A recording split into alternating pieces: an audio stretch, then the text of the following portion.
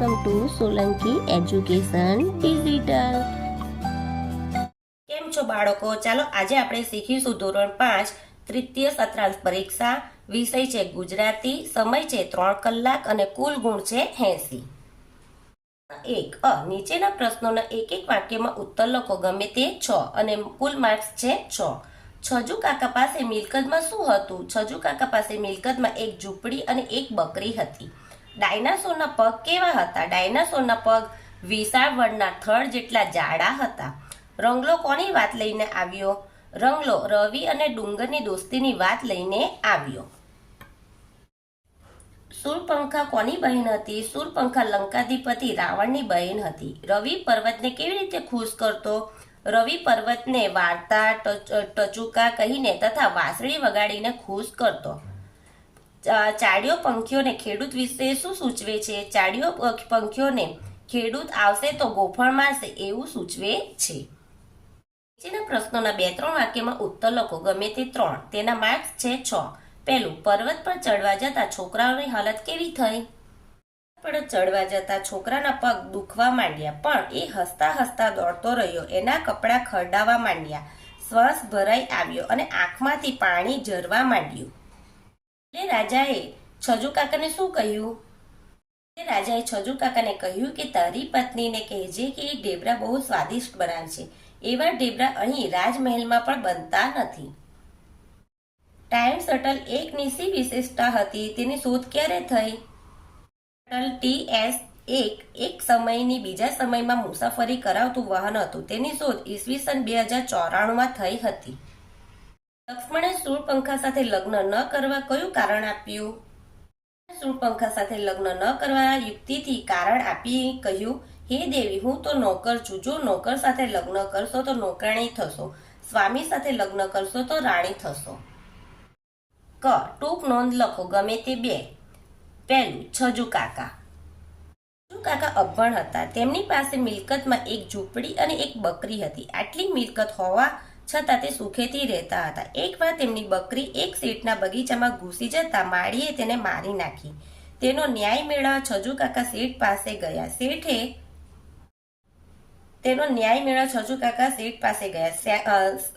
ન્યાય ન કરતા ઉલટું તેમને 4 ચાપકા મરાવ્યા. પછી કાકીના કહેવાથી રાજાને શેઠની ફરિયાદ કરવા ગયા. રસ્તામાં પૂંજારના છુપા વેશમાં રાજા મળ્યા. છજુ કાકાએ તેમને બધી વાત કરી અને કાકીના હાથના ઢેબરા ખવડાવ્યા.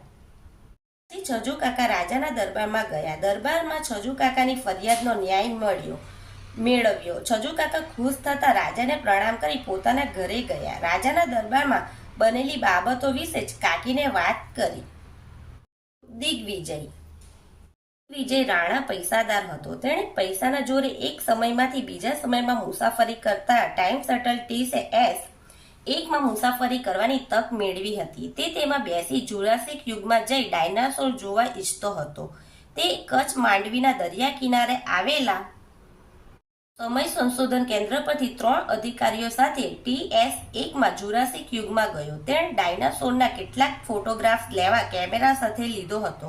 તે જુરાસિક યુગમાં પહોંચી ડાયનાસોરની ભયાનક અને ગર્જના સાંભળીને ઢીલો પડી ગયો હતો અને જંગલમાં ભાગી ગયો હતો. થોડી વાર પછી હાફળો ફાફળો દોડતો પાછો આવ્યો હતો. તે પાછા આવ્યા ત્યારે તેની આંખો ડરથી સફેદ પૂણી જેવી થઈ ગઈ હતી. તેના બૂટ પર માટીના લોંદા ચોંટેલા હતા. તેમાં એક પતંગિયું પણ હતું. તેણે જંગલમાં એક પતંગિયું કચડી નાખ્યું હતું. નીચેના વિધાનોમાંથી ખરા વિધાનો સામે ખરા અને ખોટા વિધાન સામે ખોટાની નિશાની કરો. એના કુલ માર્ક્સ છે 5. પહેલું, છોકરા અને બારીમાંથી પર્વત બહુ દૂર લાગતો ન હતો. ખરું. પૂંજારી અરજી અને ઢેબરાના વખાણ કરે છે. ખરું. અભિષેક દત્ત જુરાસિક પ્રોગ્રામમાં ગાઈડ હતા. ખોટું.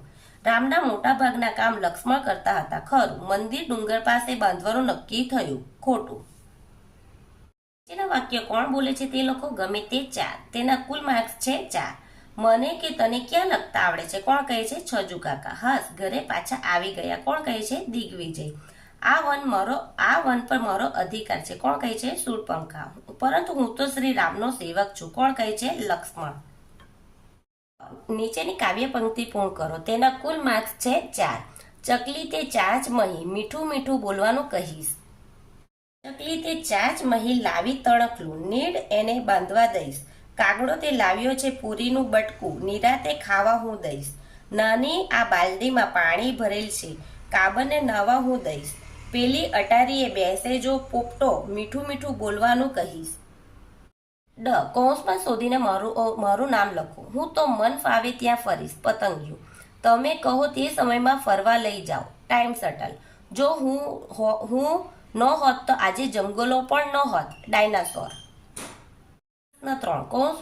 પ્રશ્ન 3 ન કૌંસમાં યોગ્ય શબ્દ પસંદ કરી ખાલી જગ્યા પૂરો. ગમે તે 5. અમોઘે 2 નાનકડા પથ્થર ડાયનાસોર તરફ માર્યા. ચંદ્રનું મોં વધી વધીને મોટું ગોળ મોટોળ થતું. શેઠના બગીચામાં સુંદર લીલોતરી હતી. ડાયનાસોરની ગર્જના સાંભળી અભિષેક ચક્કર ખાઈ ગયો. લક્ષ્મણને વિશ્રામની જરૂર પડતી ન હતી. રવિ ઘરે જઈને બહેનો સાથે લંગડી રમવા લાગ્યો. માંથી યોગ્ય શબ્દો ઉમેરીને વાક્ય ફરીથી લખો. અમે ગયા. અમે ઝડપથી ગયો. અમે ઝડપથી ગયા. પ્રાચી લખે છે. પ્રાચી ધીમે ધીમે લખે છે. હરને ઠેલીમાં મૂક્યો. હરને સાચવીને ઠેલીમાં મૂક્યો. બાળક ઊંઘી ગયું. બાળક શાંતિથી ઊંઘી ગયું. માણસો મરવા લાગ્યા. માણસો ટપોટપ મરવા લાગ્યા. આપેલા વાક્યમાં યોગ્ય વિરામ ચિહ્નોનો ઉપયોગ કરો. ગમે તે 3. પહેલું, તમે તેને કેવી રીતે ઓળખો? પ્રશ્નાચિહ્ન. બધા ઘડીભર આવક થઈ રહ્યા. ઉદ્ગાર ચિહ્ન. નાનો છોકરો ઊભો થયો. પૂર્ણ વિરામ. પરીક્ષા વખતે પેન, પછી અહીંયા આવશે અલ્પવિરામ, પેન્સિલ અને રબર લઈને જ આવું. અહીંયા આવશે પૂર્ણ વિરામ. સાચા વિકલ્પની આગળ ખરાની નિશાની કરો. પહેલું, પર્વત ઉપર જવાથી છોકરાને અંબરનું સઘળું રહસ્ય સમજાઈ જશે. તો કયું આવશે? ક. છોકરાને પહાડ પરથી આકાશની બધી છુપી વાતોની ખબર પડી જશે.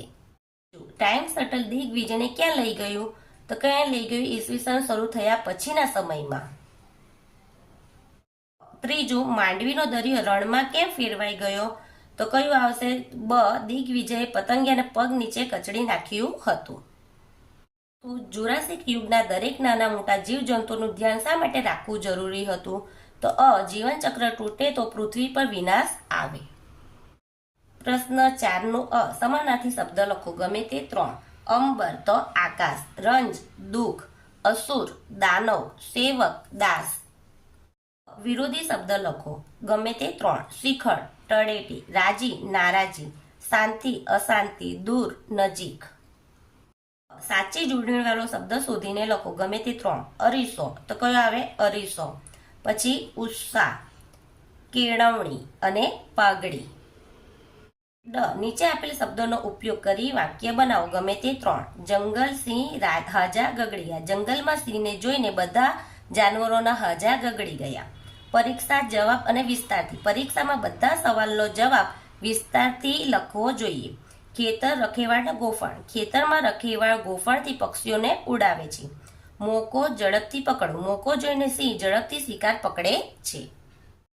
ઈ. ખરેખર વારંવાર કદાચ લગભગ જેવા શબ્દનો ઉપયોગ કરીને ખાલી જગ્યા પૂરો. પહેલું, ત્રિલોચન વારંવાર શાળામાં મોડો આવે છે. આ વેકેશનમાં લગભગ ફરવા જવાશે.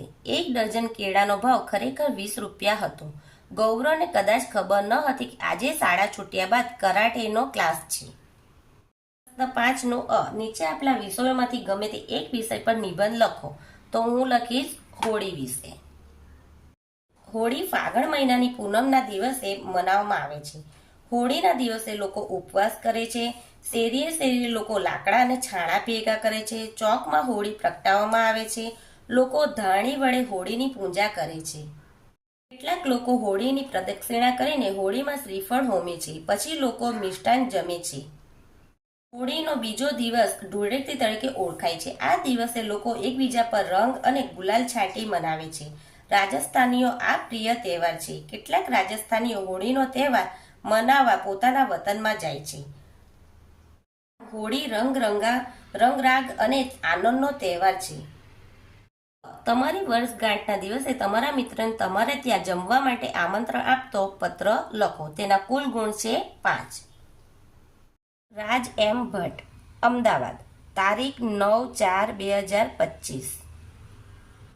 પ્રિય મિત્ર યસ, નમસ્કાર. હું અહીંયા મજામાં છું. તું પણ મજામાં હોઈશ. તને ખબર છે કે 15મી એપ્રિલે મારો જન્મદિવસ આવે છે. તને જાણીને આનંદ થશે કે દર વર્ષની જેમ આ વર્ષે પણ મારા મમ્મી પપ્પાએ મારા બધા જ મિત્રોને બોલાવ્યા છે. એક પાર્ટીનું આયોજન કર્યું છે. મેં આપણા બધા જ મિત્રોને બોલાવ્યા છે અને સાંજે જમવાનું પણ રાખ્યું છે. આપણે બધા સાથે મળીને જમીશું અને ખૂબ મજા કરીશું.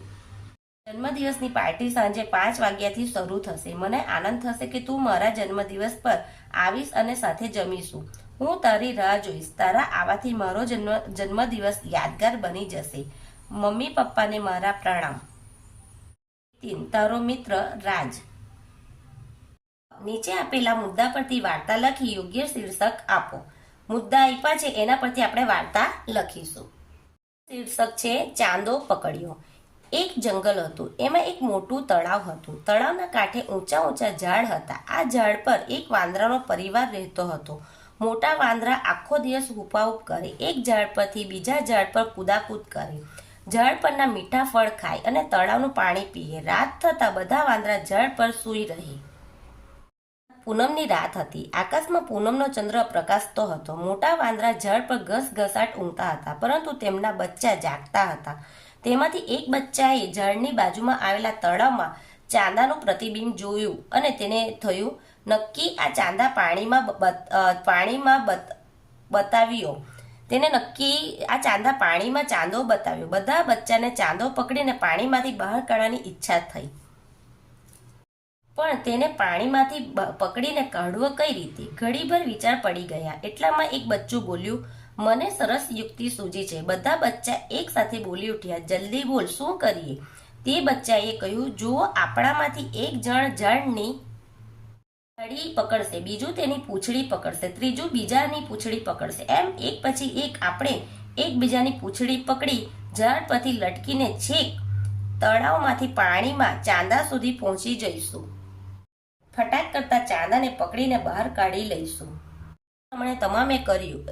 છેલ્લું બચ્ચું પાણી સુધી પહોંચ્યું. તેણે ચાંદાને પકડવા પાણીમાં હાથ નાખ્યો. તેવામાં ડાળી પકડેલા બચ્ચાને હાથ છટકી ગયો અને બધા પાણીમાં પડ્યા. મોટા વાંદરા જાગી ગયા અને તેમણે ઝડપથી બચ્ચાઓને બહાર કાઢ્યા અને માંડ બચાવ્યા. જો તમને આ વિડીયો ગમે તો મારા વિડીયોને લાઈક કરજો, શેર કરજો, સબસ્ક્રાઈબ કરજો. Thank you.